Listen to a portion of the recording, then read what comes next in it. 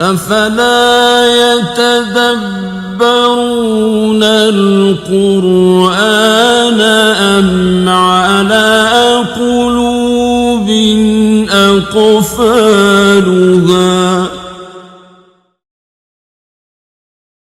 نحمده ونصلي ونسلم على رسوله الكريم أما بعد فأعوذ بالله من الشيطان الرجيم بسم الله الرحمن الرحيم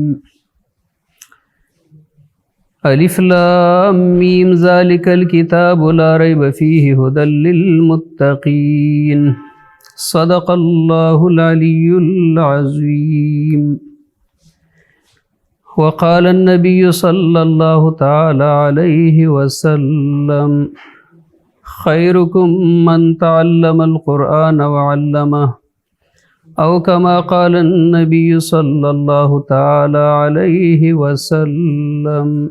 31 روزہ خلاصہ ہوگا تفسیر قرآن مجید کا، اور اس کا ہی آج پہلا دن ہوگا۔ پہلے دن میں ہم قرآن مجید کے مقدمے کے حوالے سے کچھ جو بہت زیادہ ضروری معلومات ہیں قرآن کے حوالے سے تو مختصراً وہ بیان کریں گے، اور اس کے بعد انشاءاللہ العزیز 30 دن میں ہر ایک دن کے اندر ایک ایک پارے کا مختصر اس کی تفسیر کا خلاصہ پیش کیا جائے گا انشاءاللہ العزیز۔ تو آج کا جو ہمارا دن ہے پہلا دن، اس کے اندر جو زیادہ ضروری مباحث ہے، تو اس میں سب سے پہلی بات جو ہر کتاب کے شروع کرنے سے پہلے لوگ بتاتے ہیں، جس کا بتانا ضروری ہوتا ہے، تو وہ قرآن مجید کی تعریف ہے کہ قرآن مجید کون سی کتاب ہے، کس قسم کی کتاب ہے۔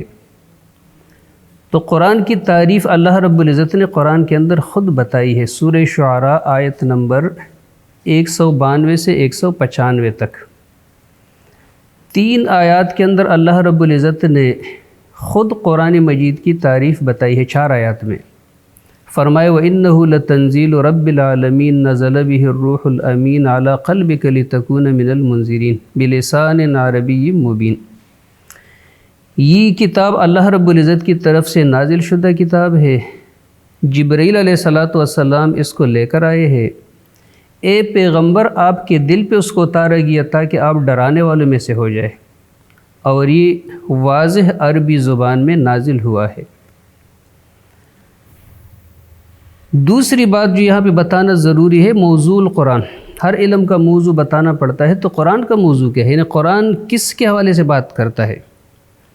ظاہری بات ہے قرآن مقدس کا موضوع انسان ہے، وہ انسانوں کے حوالے سے بات کرتا ہے۔ کس لحاظ سے انسان قرآن کا موضوع ہے؟ انسان قرآن کا موضوع ہے من حیث انہ مکلف لانہ یبحث فیہ عما یحل للانسان وما یحرم علیہ وعما ينفع الانسان وما يضره من الایمانیات والاعمال والاخلاق۔ قرآن کا موضوع انسان اس لحاظ سے ہے کہ وہ مکلف ہے، کیونکہ قرآن بحث کرتا ہے ان چیزوں کے بارے میں کہ جو انسان کے لیے جائز ہے اور جو ناجائز ہے۔ تو جائز ناجائز کا پتہ قرآن سے چلے گا۔ جو انسان کو نفع دینے والی چیزیں ہیں اور جو انسان کو نقصان دینے والی چیزیں ہیں، من الایمانیات والاعمال والاخلاق، وہ ایمانیات میں سے ہو یعنی عقائد میں سے، اعمال میں سے ہو یا اخلاق میں سے ہو۔ تیسری بات یہاں پہ وہ حکمت نزول القرآن ہے، جس کو ہم باقی کتابوں میں غرض و غایت کہتے ہیں، یا ہم اس کو حکمت کہتے ہیں، کہ قرآن مقدس کی نزول کی حکمت کیا ہے، اللہ نے اس قرآن کو اتارا کیوں ہے، کس مقصد کے لیے اللہ رب العزت نے اس کو نازل فرمایا۔ تو اللہ رب العزت نے قرآن مقدس کے اندر خود سورہ بقرہ کی آیت نمبر 185 میں اس کی حکمت خود بتائی ہے۔ فرمایا اللہ رب العزت نے شہر رمضان الذی انزل فیہ القرآن ھدی للناس وبینات من الھدی والفرقان۔ رمضان کا مہینہ وہ مہینہ ہے جس میں قرآن اترا۔ کس مقصد کے لیے اترا؟ تو ھدی للناس، سب سے پہلی حکمت اس میں انسانوں کے لیے رہنمائی ہے، ہدایت کی کتاب ہے یہ۔ وَبَيِّنَاتٍ مِّنَ الْهُدَى وَالْفُرْقَانِ، اور ہدایت کے حوالے سے واضح دلائل ہے، 2 ٹوک بات قرآن کہتا ہے، ایسا نہیں ہے کہ لوگوں کے سمجھ میں نہ آئے۔ والفرقان، اور قرآن مقدس اس کو حق اور باطل کو ایک دوسرے سے الگ کرنے والی کتاب ہے۔ قرآن پڑھے گا اس کو پتہ چلے گا حق کیا ہے اور باطل کیا ہے، اور زندگی کے ہر دائرے میں پتہ چلے گا۔ کسی نہ ایسا نہ کہ ایک دائرے میں پتہ چلے اور دوسرے دائرے میں بندے کو معلوم ہی نہ ہو۔ تو یہ قرآن مقدس کی نزول کی حکمت ہے، حکمت سمجھو، یا اس کو غرض و غایت کہے ہم، وہ بھی کہہ سکتے ہیں اس کو۔ دوسری بات یہاں پہ کہ قرآن مقدس کا نزول کیسے ہوا اور کس طرح ہوا، تو اس پہ مختصر یہ بتاؤں گا کہ قرآن مقدس کا نزول 2 دفعہ ہوا ہے۔ ایک دفعہ قرآن مقدس ایک ساتھ نازل ہوا ہے قدر کی رات میں، پورا قرآن۔ وہ جو ہم پڑھتے ہیں تو لوگ کہتے ہیں کہ ایک رات میں قرآن کیسے اترا، تو ایک رات کے اندر جو قرآن کا نزول ہوا ہے جس کو قدر کی رات کہا جاتا ہے، تو وہ قرآن لوح محفوظ سے اترا ہے قریبی آسمان کی طرف۔ یہ نزول ہے لوح محفوظ سے بیت العزت کی طرف کی جو قریبی آسمان کے اندر ایک جگہ ہے، اور یہ ایک رات میں قرآن اترا، ایک ساتھ اترا۔ انا انزلناہ فی لیلۃ القدر کا یہی معنی ہے، ہم نے قرآن کو قدر کی رات میں اتارا۔ اور یہ ابن عباس رضی اللہ تعالیٰ عنہما سے مروی ہے، بیہقی میں، مصنف ابن ابی شیبہ میں۔ پھر اس کے بعد دوسری دفعہ جب قرآن کا نزول ہوا تو اس کو کہا جاتا ہے نزول علی قلب الرسول صلی اللہ علیہ وسلم۔ پھر وہاں سے قرآن جو بیت العزت کے اندر رکھوایا گیا تھا تو وہاں سے پھر رفتہ رفتہ توڑا توڑا کر کے حضرت محمد مصطفیٰ صلی اللہ علیہ وسلم کے قلب اطہر کے اوپر نازل ہوا، اور اس کا دورانیہ 23 سال کا تھا، تو وہ رفتہ رفتہ پھر نبی علیہ الصلوۃ والسلام کے اوپر اس کا نزول ہوا۔ تیسری بات یہاں پہ کہ کون سی آیت سب سے پہلے قرآن کی نازل ہوگی اور کون سی آیت ہے کہ جو سب سے آخر میں نازل ہوئی۔ تو سب سے پہلی آیات جو نبی علیہ الصلوۃ والسلام کے اوپر اتری جب آپ صلی اللہ علیہ وسلم غار حرا میں موجود تھے، تو سب سے پہلی آیات اقرأ بسم ربک الذی خلق خلق الانسان من علق اقرأ وربک الاکرم الذی علم بالقلم علم الانسان ما لم یعلم۔ یہ سب سے ابتدائی آیات ہے کہ جو نبی اکرم صلی اللہ علیہ وسلم کے اوپر نازل ہوئی۔ پھر اس کے بعد وحی کا تسلسل چلا، وحی آتی رہی نبی علیہ السلام کے اوپر۔ سب سے آخری آیت کون سی ہے، تو اس میں 2 قول ہے بخاری شریف کے اندر۔ ایک قول یہ ہے کہ سب سے آخری آیت آیت الربا ہے، یہ بھی ابن عباس کا قول ہے، اور دوسری روایت اور دوسرا قول یہ ہے کہ سورہ بقرہ کی آیت نمبر 281 ہے، اور یہ زیادہ معتبر قول ہے کہ قرآن کے سب سے آخری آیت ہی نازل ہوئی، سورہ بقرہ کی آیت نمبر 281 281۔ وَاتَّقُوا يَوْمًا تُرْجَعُونَ فِيهِ إِلَى اللَّهِ ثُمَّ تُوَفَّى كُلُّ نَفْسٍ مَا كَسَبَتْ وَهُمْ لَا يُظْلَمُونَ۔ نسبت بھی اس کی زیادہ اچھی لگتی ہے کہ آخری آیت ہو، کیونکہ اس میں اللہ کی طرف پلٹنے کی بات ہے، اور پلٹنے سے بندے کی زندگی ختم ہوتی ہے، تو اس میں اشارہ اس بات کی طرف ہے کہ یہ قرآن کی آخری آیت ہے۔ تو قرآن کے سب سے آخری آیت یہ ہے۔ پھر جب ہم قرآن پڑھتے ہیں، مطالعہ کرتے ہیں، تو اس میں لکھا ہوتا ہے کہ یہ فلاں صورت مکی ہے، فلاں صورت مدنی ہے۔ تو مکی مدنی صورتیں کون سی ہوتی ہے، تو اس میں اگرچہ تھوڑا سا اختلاف ہے، لیکن عند الجمہور اکثر مفسرین کی رائے یہ ہے کہ مدنی صورت وہ ہے کہ جو ہجرت کے بعد نازل ہو، اگرچہ وہ مکہ میں کیوں نہ ہو یا مدینہ سے باہر کسی جگہ پہ کیوں نہ ہو۔ اور مکی صورت وہ ہے کہ جو ہجرت سے پہلے نازل ہو، چاہے وہ مکہ سے باہر کسی جگہ میں کیوں نہ ہو، یعنی دونوں کے درمیان حد فاصل ہجرت ہے۔ ہجرت سے پہلے جو صورت نازل ہو گئی تو مکی کہلاتی ہے، جو ہجرت کے بعد نازل ہو گئی تو ان کو مدنی صورتیں کہا جاتا ہے۔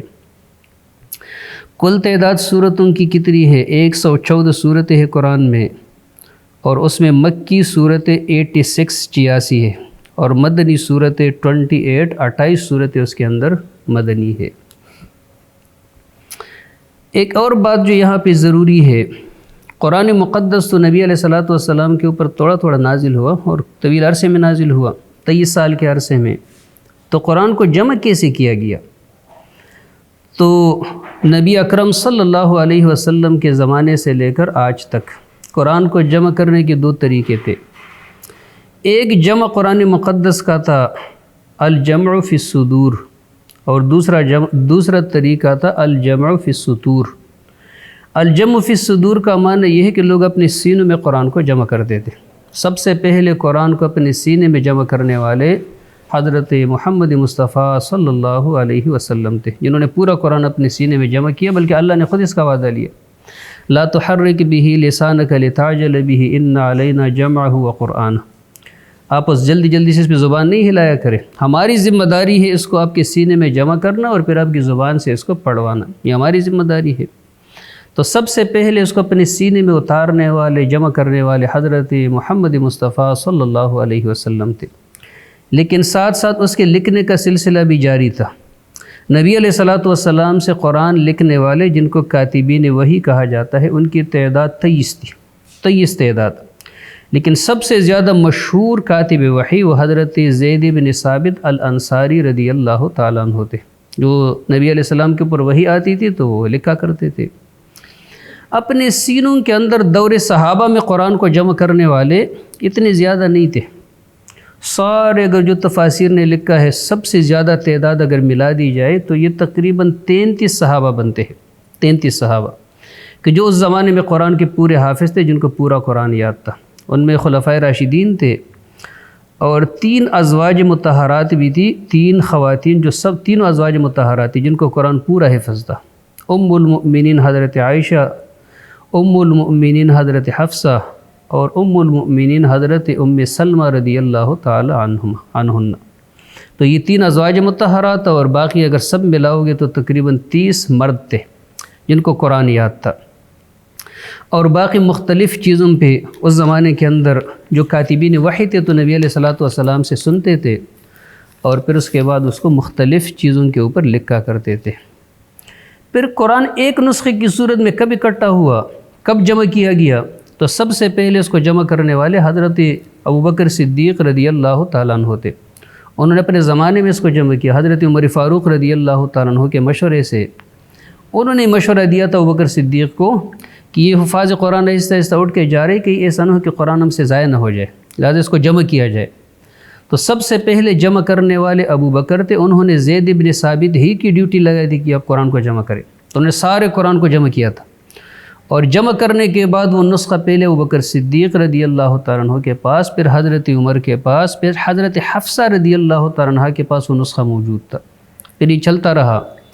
پھر حضرت عثمان غنی رضی اللہ تعالیٰ عنہ کے زمانے میں جب اسلام زیادہ پھیلا عجم میں، عرب میں، تو پھر قرآن چونکہ کسی ایک قوم کی زبان میں، لغت میں نہیں اترا تھا، برادریاں تو عرب کی مختلف تھے اور اس میں ہر برادری کے لیے الفاظ تھے، عربی تھی لیکن لہجوں میں فرق تھا، تو آپس میں لوگوں کا الجھاؤ پیدا ہوا، اختلاف پیدا ہوا، ایک کہتا آپ غلط پڑھ رہے، دوسرے نے کہا آپ ہی غلط پڑھ رہے ہو۔ تو حضرت عثمان غنی رضی اللہ تعالیٰ عنہ نے ضرورت محسوس کی کہ صرف قریش کی لغت پہ ہم سارے لوگوں کو اکٹھا کریں، جمع کریں۔ تو اس کے بعد انہوں نے پھر ایک اور کمیٹی بنائی جس کے اندر حضرت زید بن ثابت کی نگرانی میں حضرت عبداللہ بن زبیر، حضرت سعید بن عاص اور حضرت عبد الرحمن بن حارث بن ہشام، اور انہوں نے مل کے پھر قرآن مقدس کو صرف قریش کی لغت میں جمع کیا۔ تو اس کے بعد انہوں نے، اس کمیٹی نے کام کیا اور جس کے پاس جتنا قرآن لکھا ہوا پڑا تھا سارے اکٹھا کیا، وہ مصحف بھی منگائے حضرت حفصہ رضی اللہ تعالیٰ عنہ سے، اور پھر اس کے بعد انہوں نے قرآن مقدس کا یہ جو موجودہ نسخہ ہے ہمارے پاس، اس کو مصحف عثمانی اس لیے کہا جاتا ہے کیونکہ حضرت عثمان غنی رضی اللہ تعالیٰ عنہ نے اس کو اکٹھا کیا تھا۔ کل 7 قرآن اس وقت بنائے گئے تھے، 7 نسخے بنائے گئے تھے، ایک مدینہ منورہ میں، دوسرا مکہ مکرمہ کی طرف بھیجا، تیسرا نسخہ شام کی طرف، اور چوتھا یمن میں، 5واں بحرین میں، 6واں بصرہ میں، اور 7واں نسخہ کوفہ کی طرف بھیجا گیا تھا۔ تو کل 7 قرآن کے نسخے اس زمانے میں تیار کیے گئے تھے۔ اس کے بعد حضرت عثمان غنی رضی اللہ تعالیٰ عنہ نے جو نسخہ تیار کیا تھا مصحف عثمانی، تو اس پہ نقطے نہیں تھے، اس پہ حرکات، سکنات، شد، مد، یہ ساری چیزیں علامتیں نہیں تھی اس پہ، کیونکہ عرب لوگ اس کے بغیر بھی قرآن پڑھ سکتے تھے، لیکن چونکہ عجم تو ان چیزوں کے بغیر نہیں پڑھ سکتے تھے، اس لیے علماء کرام نے لکھا۔ امام نووی جو مسلم شریف کے شارح ہے وہ فرماتے ہیں نقط المصحف مستحب لأنه صیانۃ له من اللحن والتحریف، کہتے قرآن کے اوپر یہ جو نقطے ہیں، یہ جو زبر زیر حرکات سکنات ہیں، تو یہ کوئی بدعت نہیں ہے، یہ مستحب ہے، کیونکہ اس کا مقصد قرآن کی حفاظت ہے۔ لیکن یہ کام کس نے کیا؟ تو سب سے پہلے یہ کام عبد الملک ابن مروان جب خلیفہ تھے تو اس نے حجاج ابن یوسف کو حکم دیا تھا، جو عراق کے گورنر تھے، اور حجاج ابن یوسف نے حسن بصری اور یحییٰ ابن یعمر کی ذمہ داری لگائی تھی۔ ان دونوں نے قرآن مقدس کے اوپر یہ نقطے اور یہ حرکات و سکنات سب سے پہلے انہوں نے لگائے تھے۔ حمزے کی نشانی اور شد کی نشانی یہ ان لوگوں نے نہیں لگائی تھی، یہ سب سے پہلے خلیل ابن احمد ایک نحوی عالم ہے، یہ انہوں نے لگائے تھے، شد اور حمزے کی نشانی۔ مصحف عثمانی میں وہ پارے بھی نہیں تھے۔ پارے کس نے بنائے؟ تو صرف حفاظ کی سہولت کے لیے بعد میں علماء کرام نے اس کو بنائے، 30 پارے کا قرآن کے حفظ میں سہولت ہو، تلاوت کرنے میں سہولت ہو۔ پاروں میں مضامین کی کوئی رعایت نہیں ہوتی۔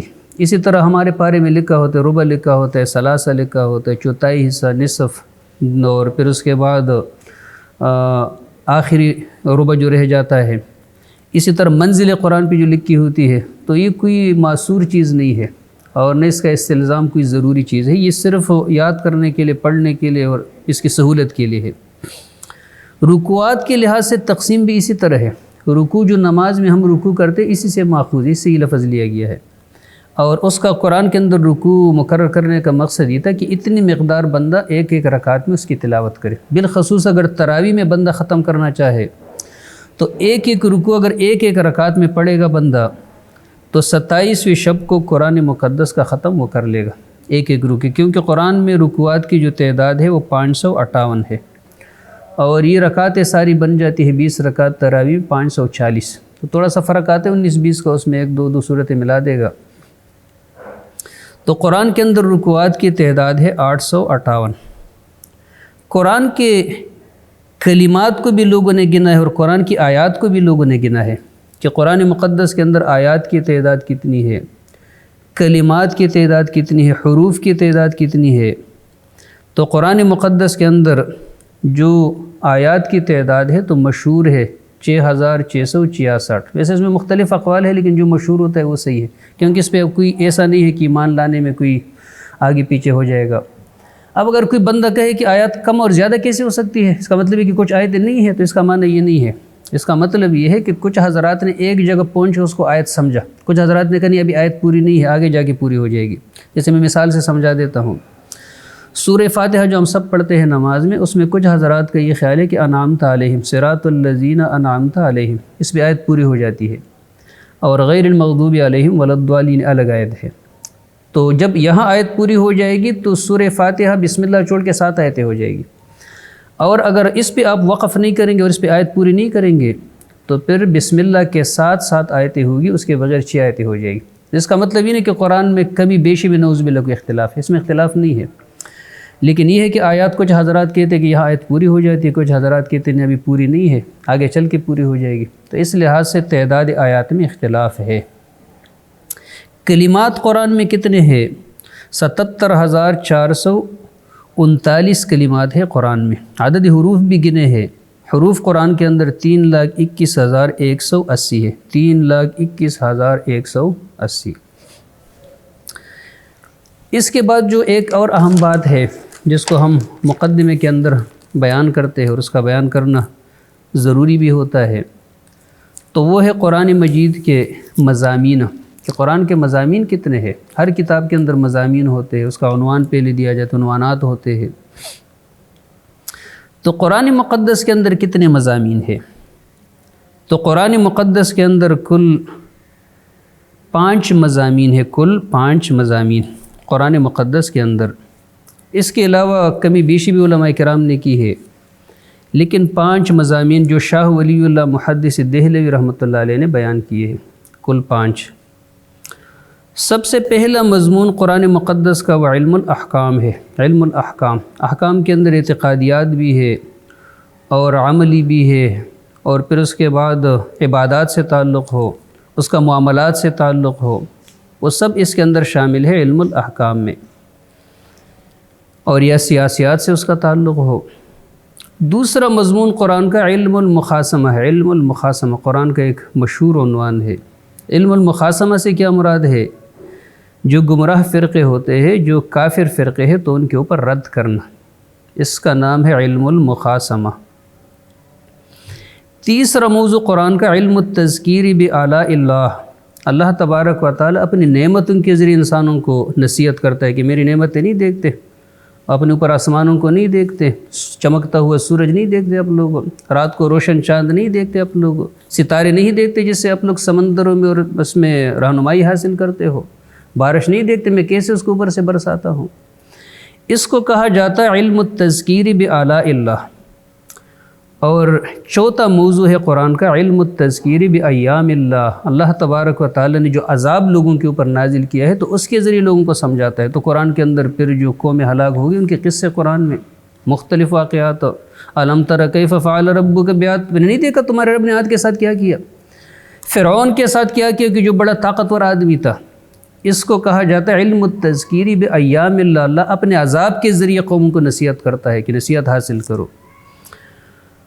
اور جو پانچواں موضوع ہے قرآن کا وہ علم التذکیر بالموت وما بعدہ، علم التذکیر بالموت وما بعدہ، موت کے ذریعے اللہ تبارک و تعالی نصیحت کرے اور موت کے بعد جو مراحل آنے والے ہیں اس کے ذریعے نصیحت، جیسے کہ مکی صورتوں میں زیادہ ہوتا ہے، جیسے قرآن کے آخری پاروں میں اس کے حوالے سے زیادہ گفتگو ہے، وہاں پہ آ جائے گی انشاءاللہ، تو اس کے حوالے سے پھر ہم تفصیلی گفتگو کریں گے۔ لیکن قرآن کا جو مرکزی مضمون ہے وہ توحید ہے، انشاءاللہ وہ جب ہم خلاصے تفسیر بتائیں گے تو بیچ بیچ میں بھی آ جائے گا۔ لیکن سب سے جو بڑا مضمون ہے قرآن مقدس کا مرکزی مضمون تو اس کا نام ہے توحید۔ توحید کی پھر تین قسمیں ہیں، توحید فی الذات، توحید فی الصفات اور توحید فی الالوہیت۔ اس کی تھوڑی سی مختصر سی وضاحت کر کے پھر مقدمے کو ختم کریں گے انشاءاللہ۔ توحید فی الذات کا معنی یہ ہے کہ اللہ اپنی ذات میں ایک ہے، جیسے ہم سورہ اخلاص میں پڑھتے ہیں قل هو اللہ احد اللہ الصمد لم یلد ولم یولد ولم یکن له کفوا احد، تو قل هو اللہ احد یہ اللہ کی توحید فی الذات ہے، اللہ اپنی ذات میں ایک ہے، کوئی بھی اللہ جیسا نہیں ہے، نہ تھا نہ ہے اور نہ مستقبل میں آ سکتا ہے۔ توحید فی الصفات کا معنی یہ ہے کہ اللہ رب العزت اپنی صفات میں بھی اکیلا ہے، اللہ کی صفت جیسی صفت کسی دوسرے بندے کی نہیں ہو سکتی۔ اگر کوئی بندہ کہے کہ علم تو اللہ کی صفت ہے، ہمارے پاس بھی علم ہوتے ہیں، تو ہمارا علم اللہ کے علم جیسے سوال ہی پیدا نہیں ہوتا کہ اس جیسے ہو۔ اللہ تبارک و تعالیٰ کی صفات میں اللہ رب العزت کا کوئی بھی شریک نہیں ہے۔ اور تیسری قسم وہ توحید فی الالوہیت ہے، اللہ تبارک و تعالیٰ الوہیت میں بھی اکیلا ہے۔ الوہیت کا معنی کیا ہے؟ اس کے مختلف معنی ہے، لیکن الوہیت کا معنی ہے معبودیت۔ اللہ تبارک و تعالیٰ معبود ہونے میں، مطاع ہونے میں وہ وحدہ لا شریک ہے، رب کے مقابلے میں کسی کی اطاعت اپنے نہیں کرنی ہے، ہم نے صرف اللہ کا حکم ماننا ہے، اور اسی کا اظہار ہم کرتے ہیں سورہ فاتحہ میں، روزانہ اللہ کے ساتھ وعدہ کرتے ایاک نعبد، اے اللہ میں صرف آپ ہی کی الوہیت اور بندگی کروں گا، میں کسی دوسرے کی بندگی نہیں کروں گا، میں صرف آپ کی عبادت کروں گا، کسی دوسرے کی نہیں کروں گا۔ اگر آپ کہیں کہ ہم تو اوروں کا بھی مانتے ہیں تو کسی اور کا اسی لیے مانتے ہیں کیونکہ اللہ نے کہا ہوتا ہے کہ مانو، جیسے والدین کا مانتے ہیں تو اللہ نے کہا ہے مانو، پیغمبروں کا مانتے تو اللہ کا حکم ہے مانو، اور جب اللہ کا حکم نہیں ہوتا تو ہم کسی کی بات بھی نہیں مانتے۔ تو الوہیت صرف اور صرف اللہ رب العزت کی خصوصیت ہے، ہم کسی دوسرے کو الہ نہیں مانتے۔ قل هو اللہ احد، اللہ تبارک و تعالی ایک ہے۔ اور آخری بات میں قرآن کے حوالے سے یہ کہوں گا کہ قرآن کے بغیر انسانوں کو ہدایت ملنا ناممکن ہے۔ پھر قرآن کے ساتھ ہم سب لوگوں کی محبت تو ہے، شغف بھی ہے، محبت بھی ہے، اعتقاد بھی ہے، اور قرآن کو کسی حد تک ہم لوگ پڑھنے کی بھی کوشش کرتے ہیں، لیکن یہ دنیا کا واحد کلام ہے کہ جس کے پڑھنے سے ثواب ملتا ہے، واحد کتاب ہے، ایسے پڑھو تو بھی ثواب، دیکھنے سے بھی ثواب ہو اور ہاتھ لگانے سے بھی ثواب ملے گا، لیکن ہدایت اس وقت تک نہیں ملے گی جب تک کہ ہم اس کو سمجھیں گے نہیں، سمجھیں گے تو پھر ہمارے لیے ہدایت بنے گی، ورنہ ہمیں ہدایت اس کتاب سے نہیں ملے گی۔ اس لیے ہماری کوشش ہوگی یہ جو 31 دن کا دورہ ہے اس میں کہ ہم مختصراً جو دوست اس سے استفادہ کرنا چاہے تو بڑا آسان ہوگا ان کے لیے، 15-20 منٹ کا 25 منٹ کا ٹائم نکالنا کوئی مشکل کام نہیں ہے 24 گھنٹے میں، اور رمضان کے مقدس اور بابرکت لمحات ہوں گے، تو ہم سب کو کوشش کرنی چاہیے کہ ہم اس جو دورہ ہے ہمارا خلاصے تفسیری سے خود بھی ہم استفادہ کریں اور اس کو ہم پھیلائے بھی، کیونکہ جو بندہ کسی کے لیے ہدایت کا ذریعہ بنے گا تو جتنا ثواب اس کو ملے گا اتنا ثواب اس بندے کو بھی ملے گا کہ جس نے اس تک یہ بات پہنچائی ہے۔ نبی علیہ السلام نے آخری خطبے میں ذمہ داری لگائی تھی کہ جتنے لوگ یہاں موجود ہیں، جو غیر موجود لوگ ہیں، ان تک میرا پیغام پہنچے۔ اس زمانے میں ایسے پہنچانا ہوتا تھا تو آسان ہے، آپ موبائل کے ذریعے پہنچا سکتے ہیں، کوئی اور کوئی وسیلہ ذریعہ ہو تمہارے پاس ہو تو اس کے ذریعے بھی آپ اس دعوت کو پہنچا سکتے ہیں۔ تو سارے سامعین سے، چاہے وہ حضرات ہو چاہے وہ ہماری بہنیں ہو، کہ اس دعوت کو خود بھی سمجھنے کی کوشش کرے، اس کو پھیلانے کی بھی کوشش کرے۔ وآخر دعوانا ان الحمد للہ رب العالمین۔